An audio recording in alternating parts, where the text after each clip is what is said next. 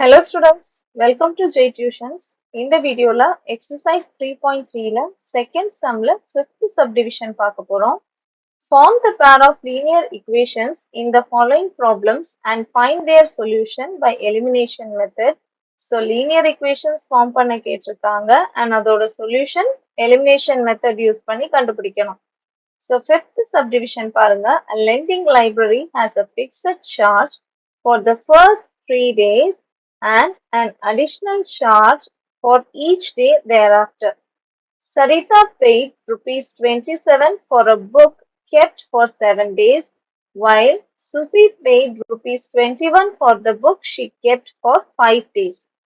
Find the fixed charge and the charge for extra day. இப்போ இதுக்கு முன்னாடி ஒரு சின்ன எக்ஸாம்பிள் பார்த்துருங்க. ஸோ இப்போ நீங்க ஒரு யோகா கிளாஸ் போறீங்கன்னு வச்சுக்கோங்க. யோகா கிளாஸ்ல சொல்லியிருக்காங்க ஃபர்ஸ்ட் 3 டேஸ்க்கு நீங்க கம்பல்சரியா வரணும். நீங்க 3 டேஸ்க்கு வர்றதுக்கு உங்களுக்கு 10 rupees சார்ஜ் பண்றோம் அப்படின்னு சொல்லிட்டாங்க. அதுக்கு அப்புறமா 3 டேஸ் தாண்டி வரக்கூடிய 4th டேல இருந்து நீங்க ஈச் டே உங்களுக்கு ஒவ்வொரு நாளைக்கும் என்னன்னா 5 rupees மட்டும்தான் சார்ஜ் பண்ணுவாங்க. இது 3 டேஸ்க்கு சேர்த்து 10 rupees. அதுக்கு 3 டேஸ் கண்டினியூ பண்ணீங்கன்னா அதுக்கப்புறமா வரக்கூடிய 4th டே 5th டே 6th டே அப்படி வரும்போது ஒவ்வொரு டேஸ்க்கும் 5 rupees சார்ஜ் பண்ணியிருக்காங்க. இப்போ ஒரு பர்சன் 4 நாளைக்கு யோகா கிளாஸ் போறாங்கன்னு வச்சுக்கோங்க. அவங்க எவ்வளோ பே பண்ணணும்னு பாருங்க. அவங்க 4 டேஸ் போயிருக்காங்க. ஸோ 3 கம்பல்சரி பிளஸ் 1 டே கூட போயிருக்காங்க. அப்போ இந்த 3க்கு அவங்க 10 rupees பே பண்ணியிருப்பாங்க. இந்த 1 டேக்கு அவங்க 5 rupees பே பண்ணியிருப்பாங்க. ஸோ டோட்டலா அவங்க 15 rupees பே பண்ணியிருக்காங்க. ஸோ செகண்ட் பர்சன் பாருங்க 5 நாள் போறாங்க. இதுல இந்த 3 கம்பல்சரி பிளஸ் 2 டேஸ் போறாங்க. ஸோ 3 டேஸ் போனதுக்கு 10 rupees, 2 டேஸ் போயிருக்காங்க. ஸோ ஒரு டேக்கு 5னா 2 டேஸ் போனதுக்கு 10. ஸோ அவங்க எவ்வளோ பே பண்ணியிருக்காங்க? 20 rupees பே பண்ணியிருக்காங்க. ஸோ அதே மாதிரி இந்த சம்ல இந்த 3 டேஸ் அப்படின்றது ஃபிக்ஸட். அதனால இந்த 10 rupees அப்படின்றது இந்த சம்ல வந்து ஃபிக்ஸட் சார்ஜ். அதே மாதிரி இந்த 1 அதாவது 1 டேக்கு நீங்க 5 rupees பே பண்ணிடுறீங்கல்ல, இந்த 5 அப்படின்றது அடிஷனல் சார்ஜ் வந்துடும். அவங்க 4 டேஸ் போயிருக்காங்க, ஆனா 3 வந்து கம்பல்சரி. இந்த 1 டேக்கு ஏத்த மாதிரி அவங்க தனியா சார்ஜ் பண்றாங்க. ஸோ இப்போ சம் பார்க்கலாம். A lending library has a fixed charge for first 3 days. So 3 daysக்கு fixed charge இருக்கு and additional charge for each day thereafter. அதுக்கப்புறமா வரக்கூடிய அந்த 4th day 5th டேக்கு எல்லாமே அடிஷனல் சார்ஜ் இருக்கு. இப்போ இந்த லைன் புரிஞ்சுதா? ஸோ நெக்ஸ்ட் பாருங்க, Sarita paid rupees 27 for a book kept for 7 days. இங்க அந்த ஃபர்ஸ்ட் பர்சன் 4 டேஸ் போன மாதிரி இங்க ஃபர்ஸ்ட் பர்சன்ன்றவங்க சரிதா இவங்க என்ன பண்ணிருக்காங்க 7 டேஸ் அந்த லைப்ரரியில அவங்களோட புக்கை வச்சிருக்காங்க. அதே மாதிரி while Susie paid rupees 21 for the book she kept for 5 days. So second person அப்படின்றது இங்க சுசி. இவங்க எவ்வளோ பே பண்ணிருக்காங்க? rupees 21. அண்ட் அவங்க எவ்வளோ நாள் புக்ஸ் வச்சிருக்காங்க? 5 டேஸ். ஸோ இங்க இதே கண்டிஷன்ஸ் வச்சு நீங்க இங்க ரிலேட் பண்ணி பாருங்க, உங்களுக்கு ரொம்ப ஈஸியா புரிஞ்சிடும். So find the fixed charge and the charge for each extra day. So questionல என்ன ஃபைண்ட் பண்ண கேட்டிருக்காங்களோ அதே லெஜண்ட் போட்டு எழுதிக்கோங்க. இப்போ நம்ம fixed charge xனும் and the charge for each extra day yனும் எடுத்து எழுத போறோம். So இப்போ எடுத்து எழுதிட்டோம். Let the fixed charge for 3 days be xன்னு எடுத்திருக்கிறோம். And additional charge after 3 days. அந்த 3 days தாண்டி வரக்கூடிய அடுத்த டேஸ்க்கு ஒவ்வொரு நாளுக்குமே y rupeesனு சார்ஜ் பண்ணியிருக்காங்க. அதான் பெர் டேன்னு போட்டிருக்கிறேன். ஸோ நெக்ஸ்ட் பாருங்க, கொஸ்டின்ல பேசிக்கான ஒரு ஸ்டெப் எழுதிடலாம். ஸோ அவங்க கொடுக்குற அமௌண்ட் எதெல்லாம் பேஸ் பண்ணியிருக்குன்னா fixed charge. So fixed charge plus additional charge per day. So first 3 டேஸ்க்கு மட்டும்தான் ஃபிக்ஸட் சார்ஜ். 3 டேஸ் தாண்டி அவங்களுக்கு எவ்வளோ டேஸ் கண்டினியூ பண்றாங்களோ அவ்வளோ டேஸ்க்கு ஒவ்வொரு நாளைக்குமே அவங்க அடிஷ்னல் சார்ஜ் பே பண்ணோம்.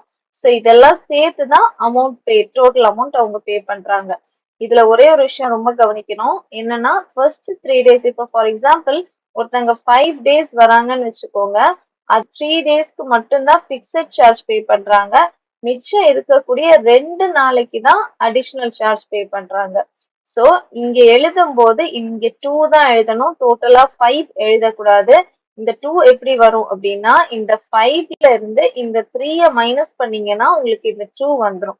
ஸோ இந்த மாதிரி டைரக்டா எழுதலாம் அல்லது மைனஸ் போட்டு எழுதிக்கலாம். ஸோ ஃபர்ஸ்ட் கண்டிஷன் சரிதா வச்சு எழுதிடலாம். சரிதா paid ₹27 for a book kept for 7 days. So 7 days வந்து டோட்டல் டேஸ் அவங்க வந்து புக்ஸ் வச்சிருக்காங்க. அதில் அந்த 7 டேஸ்ல நம்ம எப்படி ஸ்ப்ளிட் பண்ணணும்னா ஃபர்ஸ்ட் 3 டேஸ் ஸ்ப்ளிட் பண்ணோம். 3 டேஸ்க்கு அப்புறமா அவங்களுக்கு ரிமைனிங் எவ்வளவு வந்துரும்? 4 டேஸ் தான் ரிமைனிங். ஸோ இந்த 3 டேஸ்க்கு அவங்க ஃபிக்ஸட் சார்ஜ் பே பண்ணுவாங்க. அண்ட் இந்த 4 டேஸ்க்கு ஒவ்வொரு நாளைக்கும் ஸோ 4 இன்டூ பெர் டே அவங்க வந்து அடிஷனல் சார்ஜ் பே பண்ணுவாங்க. இதை இப்போ இக்குவேஷன்ல எடுத்து எழுதும் போது ஃபிக்ஸட் சார்ஜ் வந்து என்ன எடுத்திருக்கோம்? எக்ஸ். ஸோ எக்ஸ் எழுதிடுவோம். பிளஸ் அடிஷனல் சார்ஜ் வந்து எவ்வளோ டேஸ்க்கு பே பண்றோம்? 4. அது எப்படி வந்துச்சு அப்படின்னா டோட்டல் டேஸ் 7 மைனஸ் அவங்க 3 டேஸ்க்கு ஆல்ரெடி ஃபிக்ஸட் சார்ஜ் பே பண்ணிட்டவங்க. ஸோ -3 இன்டூ அடிஷனல் சார்ஜ் அது y இஸ் ஈக்குவல் டு அவங்க பே பண்ண அமௌண்ட் 27. ஸோ இந்த மாதிரி தான் நம்ம ஈக்குவேஷன் ஃபார்ம் பண்ணணும். ஸோ இந்த ஈக்குவேஷனை எடுத்து எழுதும்போது X plus 7 minus 3 4 into y is equal to 27. இப்போ நம்மளோட ஃபர்ஸ்ட் ஈக்குவேஷன் கிடைச்சாச்சு. இனி செகண்ட் ஈக்குவேஷன் ஃபார்ம் பண்ண போறோம். ஸோ செகண்ட் கண்டிஷன் சுசி பே பண்ணது பாருங்க. Susi paid ₹21 for the book she kept for 5 days. அப்போ சுசி வந்து 5 டேஸ் புக் வச்சிருக்காங்க. அது 3 டேஸ்க்கு ஃபிக்ஸட் சார்ஜ் அண்ட் 2 டேஸ்க்கு அடிஷனல் சார்ஜ் பே பண்ணிருக்காங்க. இதை இக்குவேஷனா எடுத்து எழுதலாம். எக்ஸ் அப்படின்றது ஃபிக்ஸட் சார்ஜ் பிளஸ் டோட்டலா யூஸ் பண்ண டேஸ் 5. 5ல இருந்து ஃபிக்ஸட் சார்ஜ் ஆல்ரெடி எழுதிட்டோம். ஸோ 5 மைனஸ் 3 இன்டூ நம்ம மிச்சம் இருக்கிற டேஸ்ல அடிஷனல் சார்ஜ் பே பண்ணோம். So y is equal to எவ்வளோ மொத்தமா பே பண்ணியிருக்காங்க? 21. இனி இதுல இருந்து இக்குவேஷன் ஃபார்ம் பண்ணுங்க. X plus 5 minus 3 2y is equal to 21. இப்போ நமக்கு செகண்ட் இக்குவேஷன் ஃபார்ம் பண்ணியாச்சு. இனி ரெண்டு இக்குவேஷன்ஸும் எடுத்து எழுதிடுவோம். ஸோ ரெண்டு இக்குவேஷன்ஸும் எடுத்து எழுதிடலாம். X plus 4y equal to 27 and x plus 2y is equal to 21. So symbols change பண்ணிடலாம். plus இருக்கிற இடத்துல minus, plus இருக்கிற இடத்துல minus, plus இருக்கிற இடத்துல minus. So minus x plus x cancel ஆயிடும். 4 minus 2y plus 2y is equal to 27 minus 21 6. So y is equal to 6 by 2. 2 3s are 6. So y is equal to 3. y ஓட value 3 கிடைச்சாச்சு. இனி x ஓட value கண்டுபிடிக்கணும். So ஏதாவது ஈக்குவேஷன்ல substitute பண்ணுங்க. First ஈக்குவேஷன்ல substitute பண்ணும்போது x plus 4 into y ஓட value 3 is equal to 27. So x plus 4 into 3 12 is equal to 27.